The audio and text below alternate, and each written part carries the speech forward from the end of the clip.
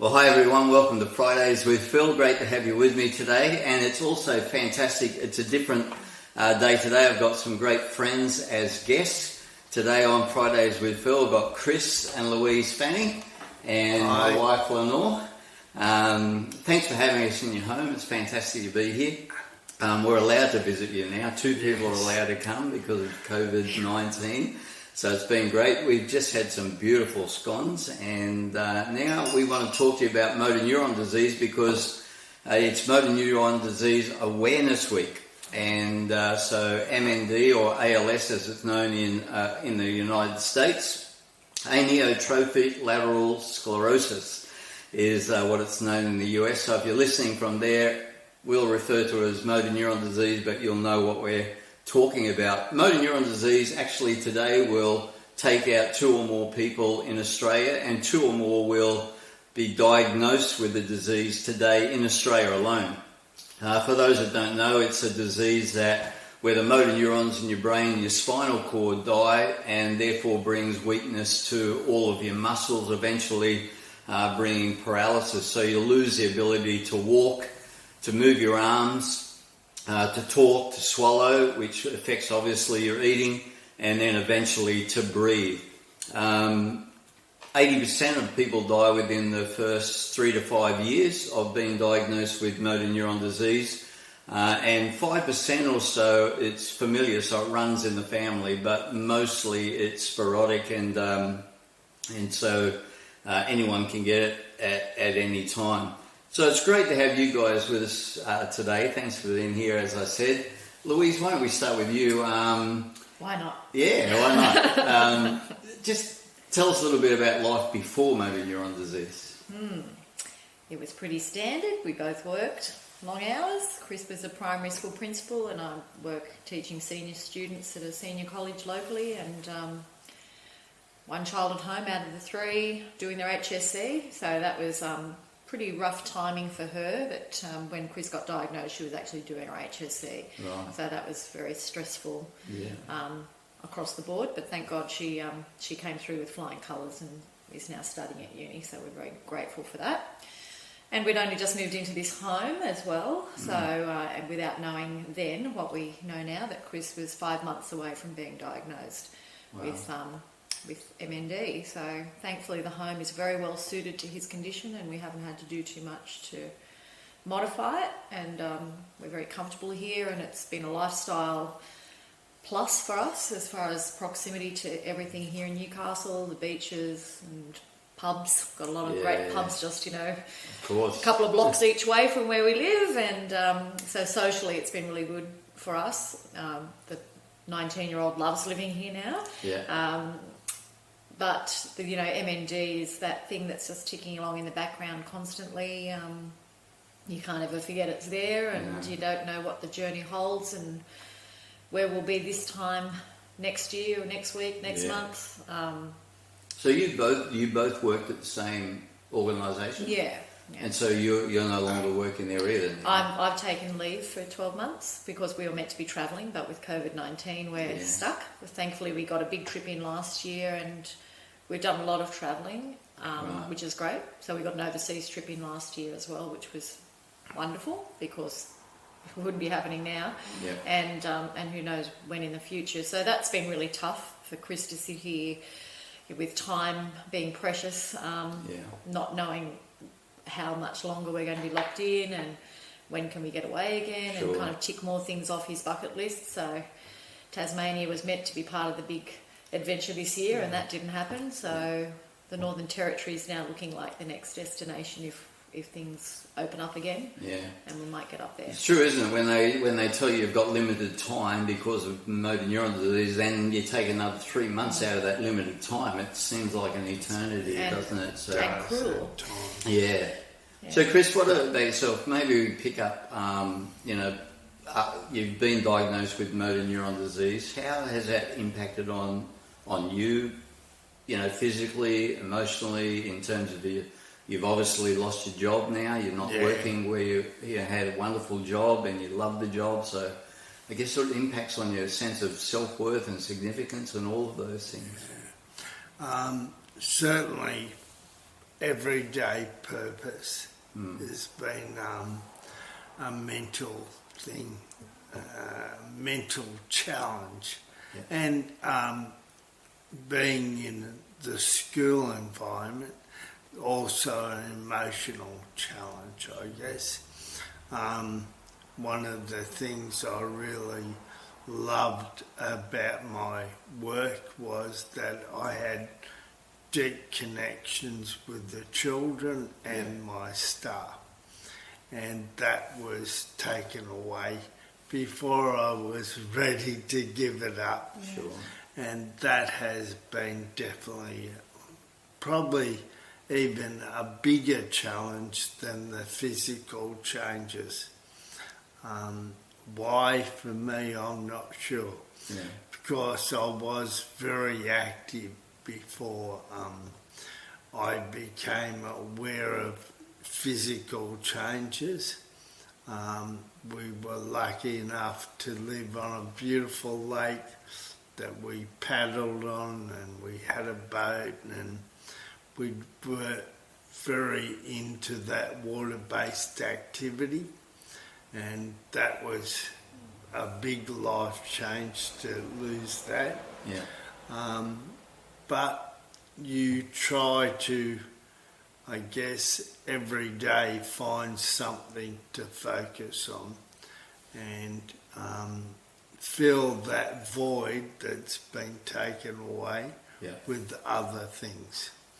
And I think because obviously I have a shorter time on this earth, that I've been focusing on making sure the people I love know that I love them. Yeah. We've lost that because of the circumstance of the moment. We've lost that ability to mingle and mix with the friends I love and our extended family. But we're lucky enough to still have this here and what we have. And Skype and Zoom and well, FaceTime. Technology is certainly a bonus, isn't it? Yeah, absolutely. I often think my parents had to live through, they were both born just after World War One. They lived through a depression, then World War Two, rationing and not seeing people. Dad served in the armed forces, so he had 12 months of not seeing anyone. So really what we have to go through, how we're disengaged with our family, extended, is only a small price, really. Yeah, right. Yeah, it's amazing that what they have gone through, and yet with all the technology we have today, imagine going through motor neuron disease even 20 years ago. And that, I mean, obviously it's affected your voice. Yes. Since I've known you as well. When were you diagnosed? Because what year? 6th February of February 2018. 2018. So it's only been 2 and a little years, and people would look at my progression and see, wow, Phil, you've gone quite slowly. But the thing with motor neuron disease is that it impacts people differently, doesn't it? Like we've known friends who got it in September and were dead in January and gone to their funeral, and you've had it 2 and a few years. What impact has it had on you physically right now? Where are you at? At the moment, I can walk with a walker. Very short distances with a cane, but with a walker I can walk about 15 minutes, then I'm very tired. Yeah.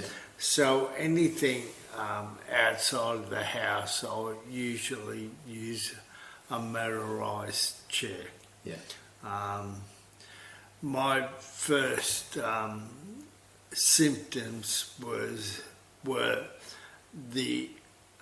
I lost the ability to balance, it was not so much leg weakness, but I would turn and lose my balance. I would be walking and I'd simply go to the right or the left. Right. Your speech was a bit slurred too, and he didn't notice that, but others were noticing that. Yeah, right. And in my job as principal, speaking at assembly, it became obvious to others before me. Right. So leg weakness is now appearing as a major symptom. I'm now losing some ability to grip with my left hand. Obviously, my speech is affected. So that's where I am physically. Yeah. But again, Phil, like you, I on this journey I have been on, I have met people diagnosed after me, and sadly I have had to attend their funeral. Yeah. So it's a confronting disease, isn't it? The way that it just continually, day after day, just weakens the body. And, you know, I remember them saying, hey, Phil, get used to it. You're only going to get worse tomorrow. You know, it's only going to get worse. And I thought, well, that means today's my best day. So I've got a lot of best days to live because, you know, it's going to be, you just got to make the most of every day, don't you? And that's why COVID-19 is so strange because, you know, we used to meet up in cafes and shops and we'd go to the MND association. Well, they can't meet anymore and probably won't be for a long time because there's nowhere big enough to hold us all with separation. The big freeze. Yeah, the big freeze. And Chris and Louise, you know, were so greatly loved. You know, when we did the big freeze, Chris, I remember Chris going on saying, oh, I won't raise too much money. And in 12 hours, he had 10,000. And by the end of it, you'd raised more than any other person in all of Newcastle has ever raised. Over $50,000, I think, for the big freeze, which was great. Lenore, why don't you just tell us a little bit about the girls' lunch that you and Louise attend? Oh, right. Oh, well, we try to hold it about every 6 weeks, maybe a little bit more, and it's just girls getting together. Usually, most of the girls have lost their husbands already, so we just meet together and just bounce off each other and just helpful hints. You know, when you meet someone and they've been through the journey that we're on, they've got tips for us, and, you know, and helpful things that can just aid us. So We don't talk about the men too much. No, we might whinge a little bit, but it's just a real fun. Yeah. We just get together and it's just it's a real almost like a little sisterhood of you know, because absolutely. they've been exactly on our journey, and some some years ago or whatever. But yeah, it's really helpful just to download with them And they're all different ages as well. Yeah. So these women are, you know, younger than some us. in the 70s, some younger, and just really amazing people. You just meet some incredible people on this journey that you never thought you would. And for me, it kind of gives me hope that we will survive, you know, as partners, you know, we will come out. There is life after There is us. life after you, pretty much. But no, you know, I, that's probably my greatest fear is just how am I going to deal with things when it gets to this stage or to that stage? Yeah. And that's really, I'm fearful of that because, and I know these women will be there to kind of and they want to be, because what I say to them sometimes, you know, you don't have to still keep coming to this lunch, you know, like, and they're like, we just want to be there for you, and it's sort of like, there's such a bond, and it's really, really special. It is an amazing group because you have people there who have lost their husbands, partners. You have people there who are in the middle of the journey, and then other women there who have motor neuron disease as well. So they're there as well, which is you know, really a wonderful group. I think it's exciting. But COVID-19 again has stopped you from meeting. You do that every month, and so we actually haven't tried a Zoom on that, have we? No, we should. Well, some of them are a little older, and they may not be able to cope with bit that. tricky, Yeah. but As soon as we're allowed to meet, we are going to meet. They're straining at the bit to get together. So. And it's a good release of tension for you girls to get. We have a laugh, we have a cry. It's really good. We have a whinge. Yeah. We, as patients of MND, go through and have to face things, but you not only have to give much more of your time to care and do the tasks that we can't contribute to anymore, but you also have to watch and emotionally suffer as someone you love deteriorates very slowly. I'm trying to work out a way that he can pick up the Great Dane dog poo. I reckon I can get something happening there. You got some massive dogs here, that's for sure. But I've met some amazing people, you guys included on this journey with motor neuron disease, and it does amaze me, the strength of character. Though our bodies are getting weaker, the courage and the strength and the hope, the trust that we live with each other, because we're being so vulnerable with each other. You're seeing us at our weakest points, but there's so much strength. Though our body's getting weaker, our spirit and soul seems to be through this process revealing a strength that is there as well. And I know you're a huge part of that, Chris. I mean, we laugh a lot, and I think humour and laughter is a part of it. It's nearly like the Anzac spirit, isn't it? You're in this battle and we're in it together, and we want to bring down this beast, and that's what this Motor Neuron Disease Awareness Week is all about. Any final words from you, Chris?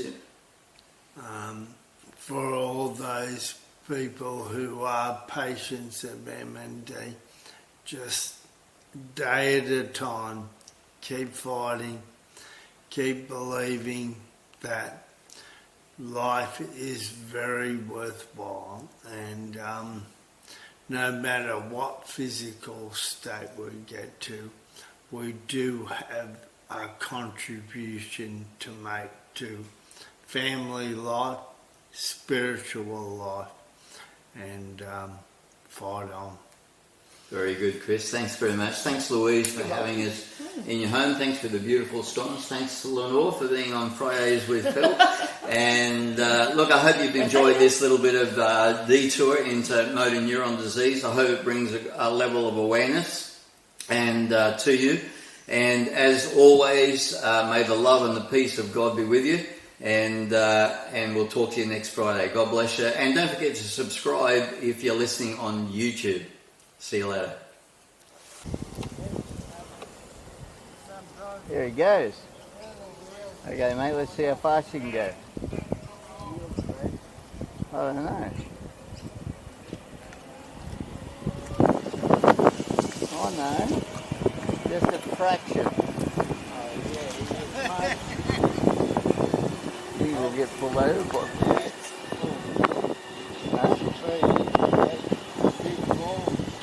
Yeah, I'll take you on the inside, on the outside.